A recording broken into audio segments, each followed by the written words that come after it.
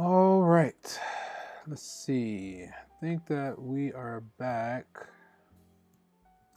Let me kind of just make sure that this is working properly.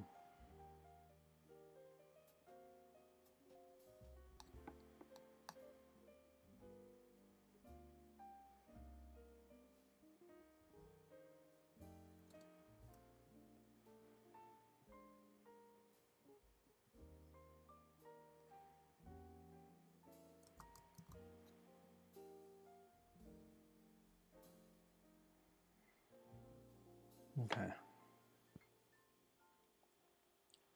All right.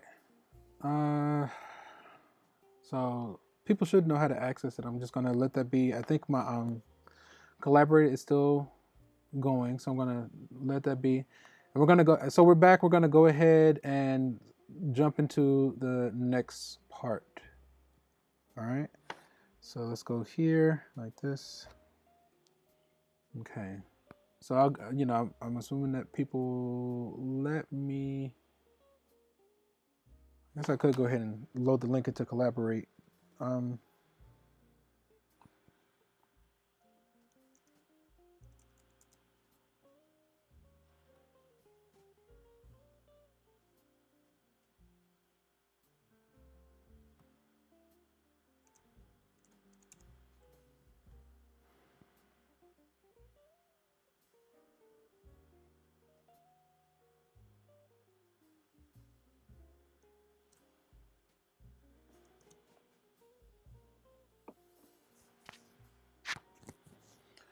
all right. Roll call would be nice, but we're gonna go ahead and do the best we can with this last section. Okay. So we should be there. I'm just gonna assume that it's working. I see people getting in there. So let me come on. Let me go here. That's ready. Okay. So I'm just gonna go ahead and switch it back over to here. I think we're good to go. And once I see the update there, let me see. That looks good.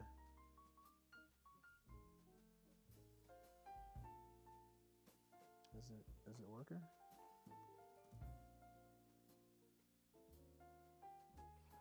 Let's see. I think so. Yeah, it looks good. Okay. Okay. All right. So this will be the last section. I'm watching the clock. The time is currently 2:10. We do get at 2:50, so that gives us about 40 minutes. We're gonna. It's approximately a minute a slide. We'll do the best we can with this section. Whatever we don't finish right now in this session, you're responsible for. So whatever we don't finish together, you're responsible for. We're gonna go ahead and finish out section 1.2 today. I went on and loaded the homework for the first half of chapter 1. So exam next Thursday, exam 1 is over the first half of chapter 1. So we'll do 1.3 and 1.4 on Tuesday. Okay. If anything is not clear, just reach out. I'll make dedicated YouTube videos. So the dedicated YouTube videos are a little bit different. I mean, it's essentially the same thing, but the pace is different. Like we can take all the time that we need. We're not constantly watching the clock. It should be a lot less back and forth. I think the best way to kind of use my services is just to ask me specific questions. Like if you say, hey, I just don't get this concept, I'm not going to really know where to begin. But if you say like, hey, Mr. Pfeiffer, I was working this section, I was working question number 39, I got this far. You can even like send me images of like a photo of your actual paper, and I can load it and check it. And I can do stuff like that. And like, so walking you through specific questions, that's the best way to kind of use my skills. But you have to be active in this whole thing. So what that means is do the best you can on your own, collaborate with your classmates, seek out a tutor. GMC is definitely is offering you tutors. They should. You'd have to reach out and kind of search around a bit to see how do you connect with them. There are library resources. I know there's something with the tutoring. I don't know how it goes, but they got to be doing something. But even if they don't tutor for you, I will be open to tutoring. But I know it is what it is. But you have to be active in this experience, which means you got to take charge. And as long as you're doing your best, I think you will be okay. But if you just give up, then you're almost guaranteed to fail. But as long as you genuinely try, like give it your best effort, you should be okay. All right, so let's go ahead and tackle this last section. I'm just going to move forward. So we're going to go ahead into section 1.2, applications and modeling with linear equations. I'm just going to kind of touch on a lot of notions. So, solving applied problems, basically read it. You're going to have to read it several times. If you have yet to read, can I get somebody to get their microphone ready? We're going to have some word problems. I'm going to need somebody to read. If we go about 15 seconds and nobody takes it, then I just need anybody to read. Okay? So, but the suggestion is to read the question, read it several times. Assign a variable to the unknown. It's going to ask you a question that's going to say how many or how long. If it says how long, then you're talking about time. If it says what length, then you're talking about distance. So, and I would recommend use a variable, a relevant variable. You could put X, but I like to use like something that makes me know I'm thinking of distance or time or whatever. We're going to use an appropriate equation or formula, solve it, state the answer, and check it in the context of the original. Let me do the following. Let's get a copy here. Lord knows I am done with the talking for one day, but it is what it is. Let's see. Okay. I just wanted a copy of the original. I wanted to drop it. Come on. And then this guy goes here. Come on. All right, cool. So may I get a volunteer? Let me just open it to anybody. Let me get a volunteer to read this one for me, please. Thank you. I got it. And with whom am I speaking? What? With whom am I speaking? Who's on the line? Repeat that one more time. You kind of lagging. Who's on the line? Who's speaking? Simpson. Mr. Clemson. Kimson? Kimson. All right. Kimson. Okay. If the length of each side of a square is increased by 3 centimeters, the perimeter of the new square is 40 centimeters, more than twice the length of the original square. Find the dimensions of the original square. Can you do that one more time? If the length of each side of a square is increased by 3 centimeters, the perimeter of the new square is 40 centimeters, more than twice the length of the original square. Find the dimensions of the original square. Okay. All right. So with something like this, what I would suggest is start with an image, a picture. What's the basic shape that's going on here that we're talking about? What's the basic shape that we're discussing? The square. It's a square, right? Okay. So let's just start by drawing a square. All right. So boom, we got a square. Okay. So then it says the length of each side of a square is increased by 3 centimeters. So I'm just going to say, okay, we don't know what the length is, so I'm just going to call it X, right? So then now it seems like we're increasing the size. What color are you feeling? What did you say? What color? Green. Green. Okay. So we're increasing the length of each side of the square. So we're going to make a new square, and that new square actually should be a little bit bigger. Let's go like this. Actually, it's going to be a little bit bigger because we're increasing the length of each side, right? So we should finish with a bigger square. Okay. And let's go green. The green initiative. Okay. So then what we did, we took each side and we increased each side by 3. Okay. So this seems to be like what's going on here. Okay. So then it says the perimeter of the new square is going to be 40 centimeters more than. So it says the perimeter of the new square is an equal symbol.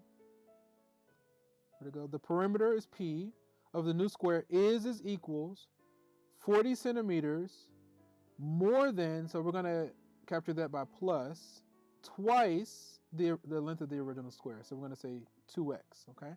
That's the hardest part about something like this, is translating that English sentence into symbolic form. So this is really a literature class. Math is actually a language, and what we're doing is taking it step by step, doing our best to see how to translate these real world situations into a symbolic form, how to represent these situations symbolically. So again, to read that one more time, it says the perimeter of the new square is 40 centimeters more than twice the length of the original. Okay. Let me do this really quick. I'm pretty sure that cursor is gone, so I'm just going to choose something like this. Actually, I like that. Oh, it's not even on this one. So yeah, I'm not gonna worry about it. I'm just gonna do something like this real quick. So again, to read it one more time, the perimeter of the new square is 40 centimeters more than twice the length of the original square. Let's do that one more time, just so, because I have this cursor. The perimeter of the new square is 40 centimeters more than twice the length of the original square. Okay? I just wanted you all to see that. Okay. So we have an expression for perimeter. Can somebody tell me what does perimeter mean in a general sense? Like, where have you seen that word perimeter used before? What does perimeter mean? Like measurement. Like, where have you seen that term used, perimeter? Can you think of a situation, or where have you seen that used before? Like the perimeter of the field is like something like that. Right, exactly. Like, I remember, like, I seen it like in a game or a movie. They were like, it'd be like military. They were like, hey, we need to secure the perimeter. Go set up a perimeter. So if they're talking about secure the perimeter, what are they really talking about? Like, if they're on the field, they're talking about what? If it's saying secure the perimeter, they're talking about the border or the distance around the outside. So the perimeter is the distance around the outside. So perimeter is not really a set in stone formula. It's a concept. And it just basically means add up the distance around the outside. It says find the dimensions of the original square. So we have one expression for a perimeter of the square, but if perimeter just means add up the distance around the outside, then we can actually talk about another expression. The perimeter of the new square is also going to be basically this side plus this side plus this side plus this side. But if it's a square, all the sides are the same, so long story short, it's going to be 4 times x plus 3, right? So if that first equation equals p and that second equation equals p, what can we do with those two expressions? Then that means that if the first one equals p and the second one equals p, then what can we do with these two?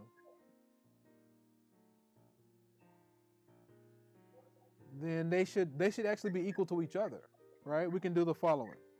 It should be the case that 40 plus 2x should equal 4 times x plus 3.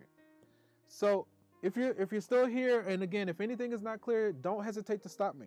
Okay, stop me and we can go back.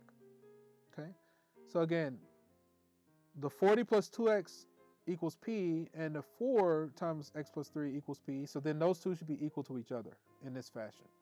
At this point, we have one equation, one unknown we should be able to solve, right? So just for the sake of time, I'm just going to kind of power through it. We're going to do our distribute that 4, right? Not that color. And then we'll get, let's go like this. On the left, we're just going to bring those down. No operations are going there. We get this 4x plus 12 there. Now we want to do our additive property of equality. So we're going to add, I'm going to add this negative 2x to both sides. And I'm going to add this negative 12 to both sides. Okay. All right. So this adds to 0. This adds to 0. 40 plus negative 12 is what? 28. The equal sign comes down. 4 plus negative 2 is 2. And one step away, divided by 2. And let me kind of give these annotations on the side to explain each line. Why did I use green? It doesn't matter. Ultimately, we get what? X equals, what is that? 14. The units are centimeters. Okay.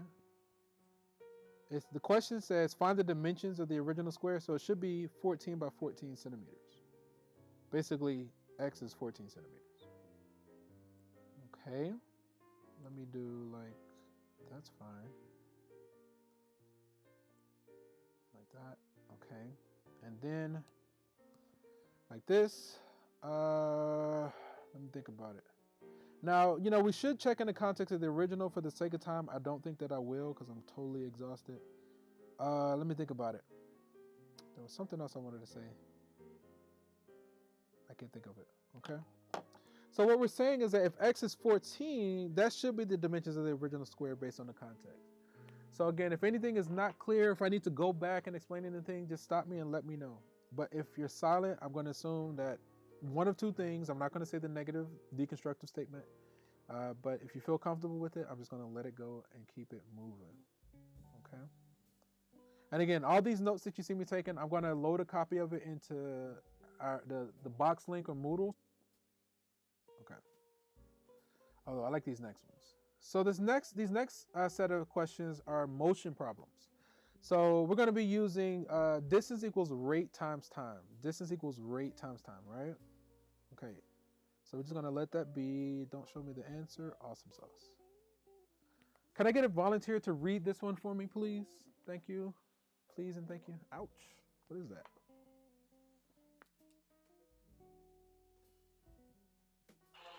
Hold up. I can't really. Alright, there it goes. Pause. Problem solving hint. In a motion problem, the components. Hold up. Wait. Yeah, Maria and Eduardo. Sorry about that. It's coming. Yeah, It's okay. it was still going down. Right. Maria and Eduardo are traveling to a business conference. The trip takes 2 hours. 2 hours for Maria and 2.5 hours for Eduardo. Since he lives 40 miles farther away, Eduardo travels 5 miles per hour faster than Maria. Find their average rate. Okay, so let's do like this. What I'm gonna do, I'm gonna add a page, and I'm gonna kind of shrink it down. Is that gonna work? Kind of. I don't like how that looks though. So let's do like this.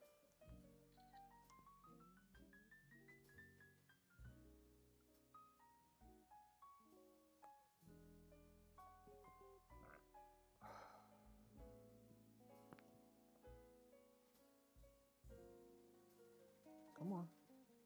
There it is. And actually, I want that like that. Okay. So with something like this, what I would recommend is draw a picture, right? Let's draw a picture. So we have Maria and Eduardo are going to a business conference, right? So they're going on a road trip. So I'm just going to draw a road, right? We got a road. So they're going on a business conference. So they're going to a conference. So let's see. The conference is here. So, this is the city or whatever. That's fine. And, to get into the building or whatever, and then you get windows. Actually.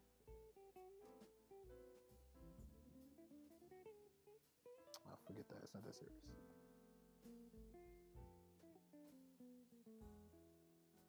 Somebody has a bad view. They're like behind the other building. That's their window view. Anyway, it doesn't matter. So they're going to a conference. So we're going to let this, oh no. This is where they're going to this conference. So we're going to label that as C. It says Maria and Eduardo are traveling to a business conference. The trip takes 2 hours for Maria and 2.5 for Eduardo because he's a little bit further away. So we'll mark this one here for like Maria. And I'm going to draw Maria. I don't know. I'm going to use, I don't know. Whatever. Chime in. It's okay.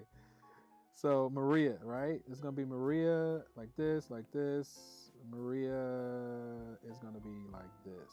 That's Maria. I don't like that. Let's go like this. It's a little bit better. Almost there. Boom. That'll work. That's Maria.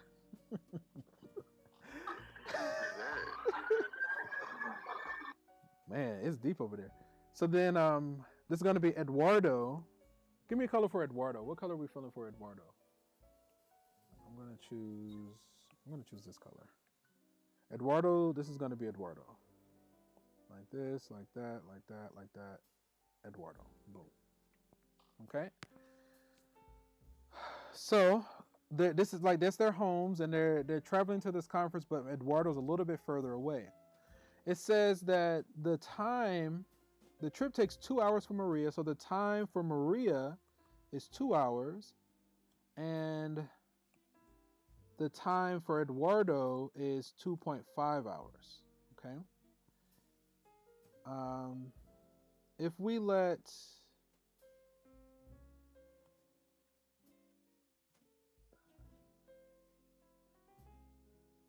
So the distance for Eduardo is going to be Maria's distance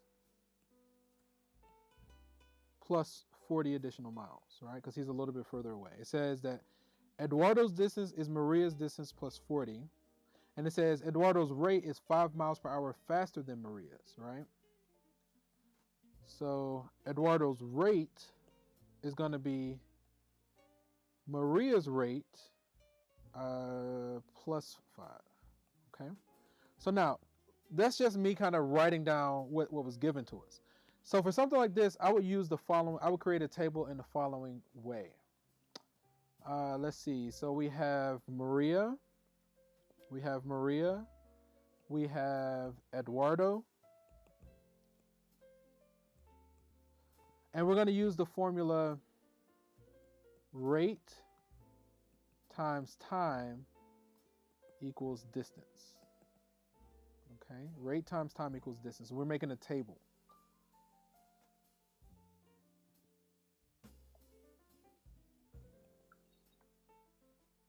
Again, just stop me if I need to stop or whatever. Oop. Can I just undo that movement? There we go.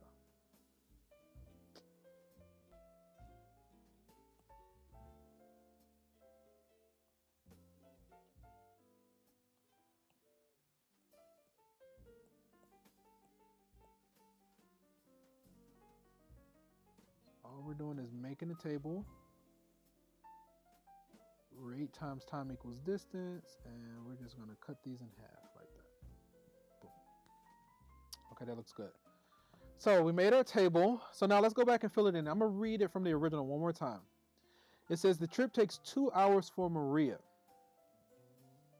So the time for Maria is 2 hours. Again, the units here are hours.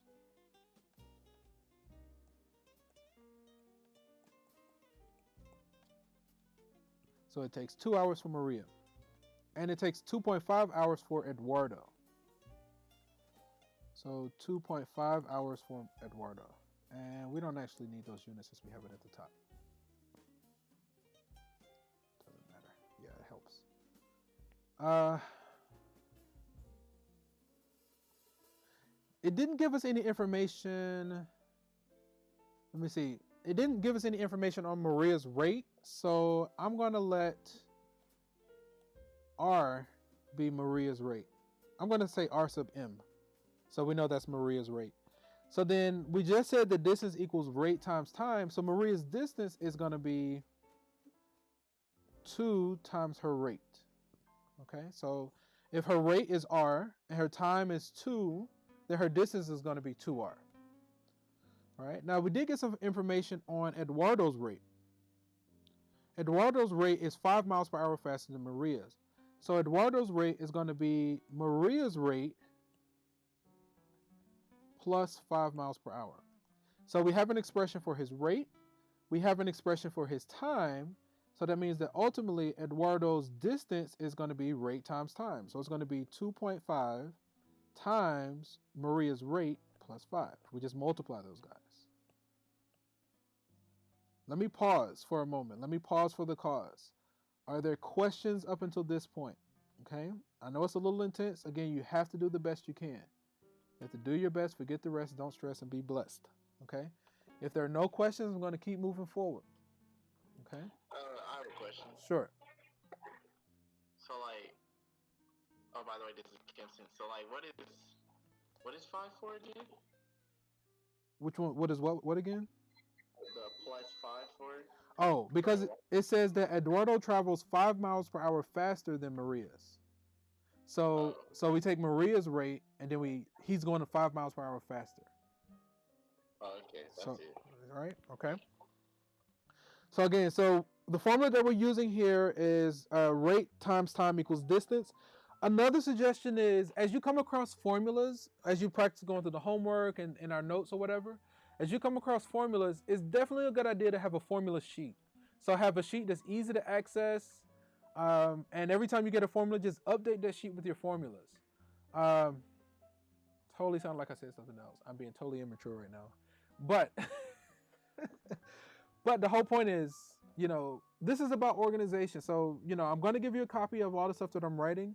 You definitely want to take notes on your own, whatever you think is pertinent. And the more organized you can be, the better. As you kind of go through the homework, you definitely want to have a math homework notebook where you have a catalog of all the questions that you do. So essentially what the goal is, you want to make your own solutions manual, a handwritten solutions manual that you're going to create. And so what it is, you like, say you're doing homework for section 1.1. So you will label it, say 1.1, this is question number 1. Here's a copy of the original question. Here's my supporting work. Here's my final answer in a box. The more organized you can do this and the better you can do this kind of stuff, the more it's going to serve you. Obviously, if we're going to be doing distance exams, you can use your notes, right? So, but if you don't take any notes or if you're not organized, then you're not going to have a clue. But at least if you're organized, and especially if the question is showing you where it's coming from, then you can just flip straight to your notes, you'll be good to go. And I'm totally fine with that. Like, I'm okay with it. Especially since, we're doing everything distance. So I just, I want to see. So I've been in the wrong live. Uh-oh, it's okay. Yeah, it takes a little bit to keep up. It is a little bit, but it's okay. And so the thing with this whole YouTube thing is that these are all being recorded. So it's all there. So you can always just go back and watch it at your leisure. Definitely want to take notes like you're in class. Yeah, I can't think of anything else there. So the more organized you can be, you have a section for notes, you have a section for homework, and you want to basically make a handwritten solutions manual. The more organized and neat that you can do this kind of thing, the more it's going to serve you, right? So, all right, let's bring it on home. We're asked to find their rates. So we have an expression for Maria's distance, and we have an expression for Eduardo's distance. What do we know about Maria's distance versus Eduardo's distance? We know that Eduardo's distance is Maria's distance plus an additional 40 miles, right? I think we made that statement earlier. So let's go ahead and capture that. Okay, let's add a page. So I think earlier we said right here, we said Eduardo's distance is Maria's distance plus 40 miles. So let's invoke that. Paste. I'm just going to rewrite that. Oh no, undo. So we said Eduardo's distance is Maria's distance plus 40 miles. Okay. All right, I'm going to delete. Okay. So now let's see if we can take what we just found. For the sake of simplicity, I am going to go back to black. Okay. So Eduardo's distance, we see in the right-hand corner, is basically this 2.5 times Maria's rate plus 5. So that's an expression for Eduardo's distance. And then Maria's distance was the 2 times her rate plus 40. Okay. One thing I will keep these as hot pink so we know that that's Maria's rate, right? At this point, we have one equation, one unknown we could solve. Again, RM just stands for Maria's rate. So at this point, we have one equation, one unknown, so we can solve. Okay? One equation, one unknown. Every time we have an unknown, we need an equation. I'm watching the clock. I see that we got right at about 10 minutes, give or take. So we'll do the best we can with this section. It is what it is. Okay? So whatever we don't finish right now, you're responsible for. It's definitely a good idea to go through the rest of those examples. If anything is not clear, or if you would like me to make a dedicated YouTube video, just ask me and I will make it, okay? That's kind of the long and short of all of that. So let's go ahead and finish this out. So now at this point, the same way that we had a technique to clear out fractions, we actually have a technique to get rid of decimals. Notice that the largest decimal place that we have is 1 decimal place. So what I'm going to do, I'm going to multiply the left and right by the appropriate power of 10. Since there's only 1 decimal place, I'm going to say the entire left-hand side times 10 and the entire right-hand side times 10. Now this takes practice, okay? What we're going to get, the 10 is going to come down there. This one we're going to have to distribute. So we're going to get a 10 there. We're going to get a 10 here, all right? So then now on the left, we're going to get 10 times this. times this. Okay. Again, that just takes practice. That's the associative property of multiplication. It's a little bit different. I know that gives students a hard time. You just have to do your best. Now, again, all these techniques that I'm showing, I'm just showing what resonates with me. This is not the only way to do these. There's multiple ways to correctly do these questions. So if the way I'm explaining it, if it's too much, then what that means is that you have to find a different route. It's a good idea to run these. If you find a different technique, it's a good idea to run it past me just to make sure that what you're doing is okay. I can usually give you a heads up as to if what you're doing is okay. All right. If we keep going, we'll get the following.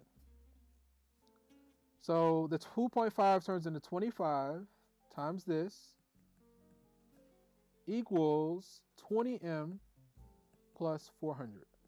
So this is a multiple of the original. This is an equivalent equation. Now notice that there are no longer any decimals. Now some students just like to work with the decimals, and that's perfectly okay. That's perfectly fine. I'm just a fan of doing it this way. You got to decide for yourself what works for you. I want to go for about another 5 minutes. So with something like this, at this point, again, this is an equivalent equation. So what that means is that the solution of this is going to be the solution of the next.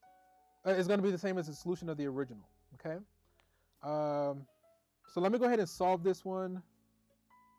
Actually, I think you can take it from here. I think you can solve this. And actually, I am missing, that needs to be RM. That's RM.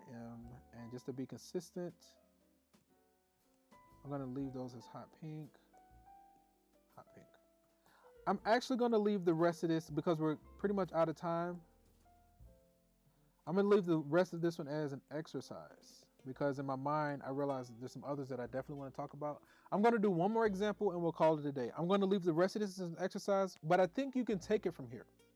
Okay, and the solutions are attached to this, so I'm going to kind of let that be. There's one more that I at least want to talk about. I'm going to just kind of leave that as an exercise, let you kind of go through that on your own. Yeah, let me do this one. All right. So this will be the last one that we do for today. The rest of it you're responsible for. If it's too much, just ask me. I'll make a dedicated video. So for this example, we have, it says a chemist needs a 20% solution of alcohol. She has a 15% solution on hand as well as a 30% solution. How many liters of the 15% solution should she add to 3 liters of the 30 in order to obtain her 20% solution? So I usually do this one in the following way. Let me start by getting a copy of the original. So as soon as I finish this one, we'll call it a day. Homework is posted on Pearson. Email me if you have questions, if anything is not clear. Okay. Yeah. So, come on. So for mixture problems, as soon as I can get this to load. For mixture problems, I usually start with the following. I call this a skeleton structure.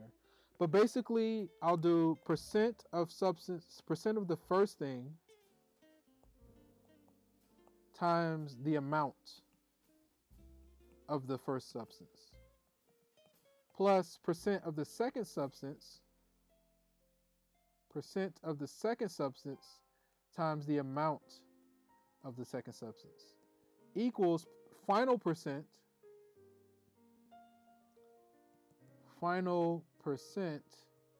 times the final amount. Okay, and let me kind of get this on one line. So these mixture problems, I usually work them with this skeletal structure. I think the texts, they essentially do the same thing, but they do it in table form. So you just kind of decide which one resonates more so with you and move forward in that light. So now if we fill it in, it says a chemist needs 20% of alcohol. She needs a 20% solution, right? I'm watching the clock. So that means that she wants to finish with a 20% solution. So the 20% will go to here. She has 15%, so that's going to be the first percentage that she has. She also has a 30%, so the 30% is going to be the second percentage that she has. It says how many liters of the 15, so the 15 is going to be our unknown, Keep in mind the units there are liters. How many liters of the 15% should she add to 3 liters of the 30? So we have 3 liters here. Again, the units here are liters. In order to finish with 20%, right? So to get the final amount, watching the clock, I'm right at 5 minutes. So if she has X liters plus 3 liters, then she's going to finish with X plus 3 liters. Okay? To wrap it up. So now, I mean, really, those percent symbols, we should rewrite those as decimals and then clear the decimals. Just for the sake of time, honestly, what we can do is the following. So for these, we can do the following. Copy. Let me paste. So for these, we can actually just do the following. We can actually just drop the percent symbols. I know that's not the best way, but for these examples, we can honestly just lose those percent symbols and we're okay. So we can just solve this equation, right? So what we have 15x plus, what is that? 90, 3 times 3 is 9, equals 20x plus 60. If we subtract 15x on both sides, I'm going to go ahead and move this 60 as well for the sake of time. 60 is gone. That goes to 0. On the left, we get 30. On the right, we get 5x. And then we divide both sides by 5. Okay. And ultimately, we get x equals, what, 6 liters. This is our claim.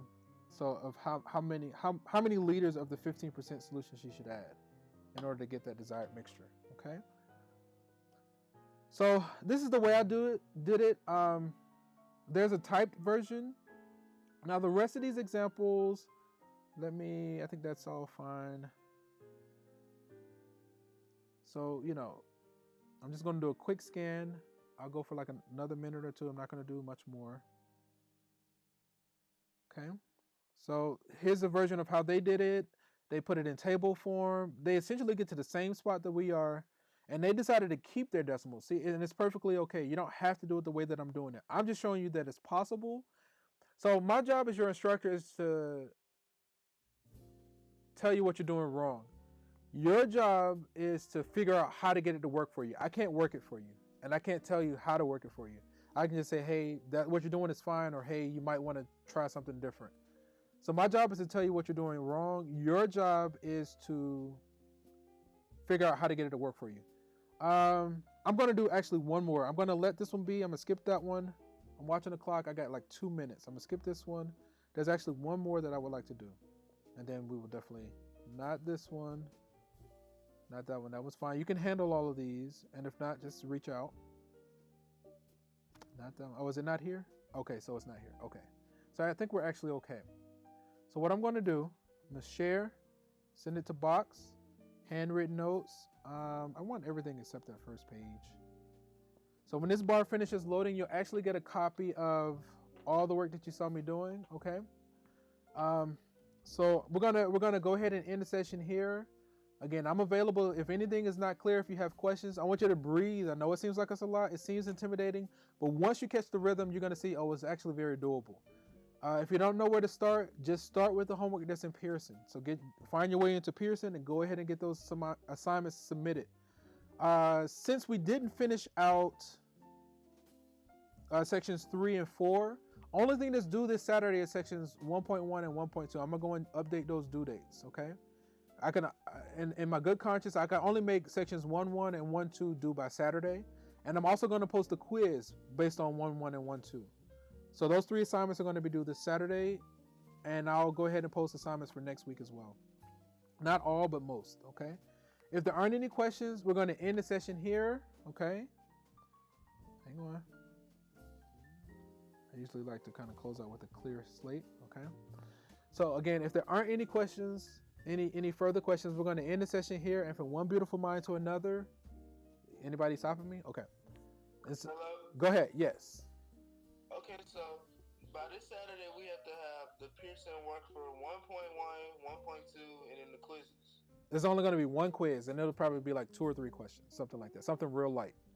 But yeah, 1, 2, and whatever quiz you see there by this Saturday by 11:59 p.m. All right, thank you. My pleasure. Any other questions before? Yes. Pardon? You said it's all on Pearson? Yeah. It's on Pearson.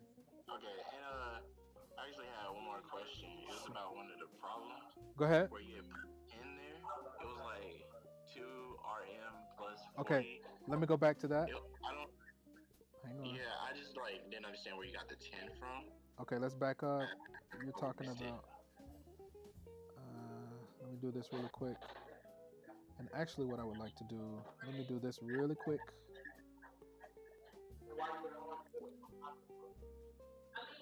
Shrink this down. And let me get rid of this. Okay. And it is right here. All right. So, if you're still in the chat, if you don't have any questions, you're free to go about your way. I'm gonna go ahead and answer this question and any other questions that you all have. So what was it? Can you repeat your question for me again one more time? Where did you get the 10 from? The 10, that blue 10. You talking about that blue 10? Yes. If you're talking, blue 10. so let's do this color. That's fine.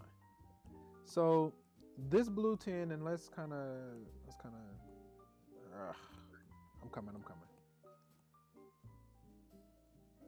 Okay, that's a little bit better. So this blue 10 here, so the blue part is showing my annotations or my changes, but originally it was the black and the pink. So because we had this decimal, I was trying to clear out that decimal. So the same way earlier we had a technique to clear fractions by multiplying the left and right by the LCD, or the LCD. In this case, to clear out the decimals, we multiply by the appropriate power in 10. Since the largest decimal only went to 1 decimal place, we multiplied the left and right by 10. Say the largest decimal place went to 3 decimal places, then we would multiply the left and the right by 1,000, if that makes any sense. And so when done properly, it'll clear out the decimals. It'll generate an equivalent equation where there are no longer any decimals. And the solutions to that equivalent equations are going to be the same as the solutions to the original. So what you're saying is you just move the decimal? Not quite, because if I only move the decimal, then on the right, that 20 wouldn't be there. You see the 20 and the 400? Yes. So I multiplied the left side by 10, the entire left side of the equation by 10, and the entire right side of the equation by 10. And then I had to pardon? Well, you multiplied 10 times 2.5, that's how you got 25? Yes. Yep. Okay, I understand it. So if it was like 0.25, Right? would you use 100? Yes. Okay, I get it. Yep. Okay. All right, lovely people, beautiful people. If there aren't any other questions, again, we're going to end the session here. And from one beautiful mind to another, enjoy the rest of your day. All right. Peace. All right. Take care.